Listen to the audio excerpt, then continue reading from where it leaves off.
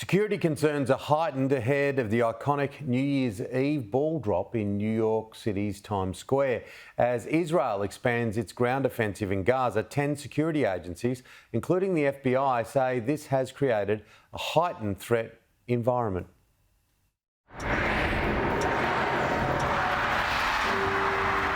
New Year's Eve in New York City. Security, always tight, has been increased this year. While officials stress there is no specific reporting regarding any threats, a joint threat assessment based on analysis from 10 law enforcement agencies warns the Israel-Hamas conflict has created a heightened threat environment. Therefore, the intelligence community remains concerned about lone offenders using online platforms to express threats of violence against Jewish, Muslim, and Arab communities, as well as committing simple, unsophisticated attacks that are difficult to detect in advance. The assessment, obtained by CNN, reminds police that massive, live televised events remain an attractive target for foreign terrorist organizations, as well as domestic violent extremists. It's a threat stream that will be monitored minute to minute leading up to midnight New Year's Eve in multiple command posts.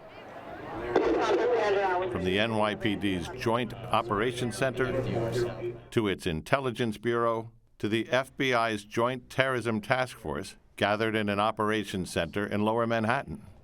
October 7th was something of a flashpoint. The horrific attacks on Israel and the ongoing war and conflict that's happening right now is certainly motivating and inspiring people to do bad things. Last year, a 19-year-old man from Maine traveled to Times Square with an attack plan that investigators believe was inspired by online ISIS propaganda. New York City police say Trevor Bickford was shot by officers after he attacked 3 of them with a machete at a Times Square New Year's security checkpoint. Bickford has pleaded not guilty and is awaiting trial.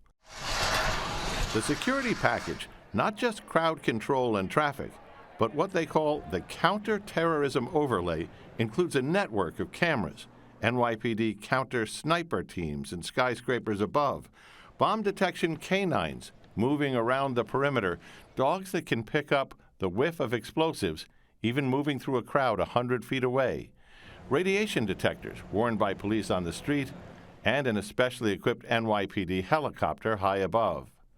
Police are also focused on potential demonstrations. The war between Israel and Hamas has brought on protests in New York and clashes with police when some protesters announced their intent to disrupt the lighting of the Rockefeller Centre Christmas tree.